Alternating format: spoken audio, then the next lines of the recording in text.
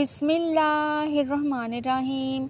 अस्सलामु अलैकुम। Welcome to my YouTube channel Huriya. Miracle आप इस्तिग़फ़ार।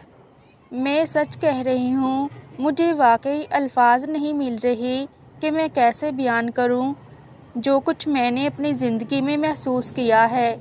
अल्लाह रब्बुल इज़्ज़त की कसम, मैं ये किसी को मुतासिर करने के लिए नहीं कह रही, बल्कि दिल की गहराइयों से बात कर रही हूँ। जब मैंने मुस्तकिल तौर पर इस्तिग़फ़ार पढ़ना शुरू किया तो मेरी ज़िंदगी में सब कुछ बेहतरी की तरफ बदलने लगा।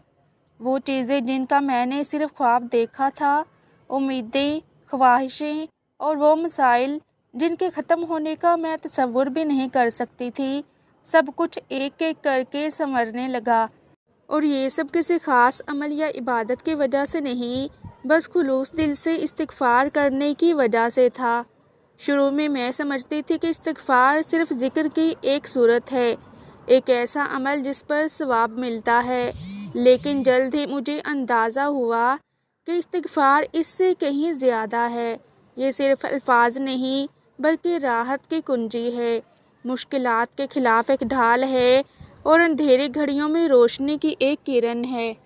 जब आप सच्चे दिल से तौबा करते हैं और अल्लाह से माफ़ी मांगते हैं तो आपकी पूरी रूहानी कैफियत बदल जाती है। आपका दिल सुकून पाने लगता है और नज़रिया ज़िंदगी वाज़े हो जाता है। इस्तिग़फ़ार दिल को पाक करता है। ये दिल से कीना, हसद और नफ़रत को निकाल देता है। ऐसा सुकून अता करता है जो दुनिया की कोई चीज़ नहीं दे सकती। सच कहूँ तो अगर आप मुझे पहले देखती, जब मैं परेशानी, बेचैनी और दबाव का शिकार थी, और अब की हालत देखती, तो यकीन न आता कि ये एक ही इंसान है। काश मैं वो तब्दीली लफ्ज़ों में बयान कर सकती, लेकिन अल्फाज कम पड़ जाते हैं। मैं सिर्फ़ इतना कह सकती हूँ, अगर आप किसी मसले से गुज़र रहे हैं, अगर कोई ख्वाब या मकसद है, या ख़ुद को गुमशुदा महसूस कर रहे हैं, इस्तिग़फ़ार को अपने रोज़मर्रा की आदत बना लें। इसे खुलूस, यकीन और तसल्सल के साथ अदा करें। आप देखेंगे कि अल्लाह ताला वो दरवाज़े खोलेगा जिनका आपने कभी तसव्वुर भी नहीं किया होगा। मैं दिल से दुआ करती हूँ कि जो कुछ आप चाहते हैं वो आपको इस्तिग़फ़ार की बरकत से हासिल हो। इस्तिग़फ़ार को कभी मामूली ना समझें। या अल्लाह, हमारे दिलों को हमेशा अपनी तरफ पलटने वाला बना दे।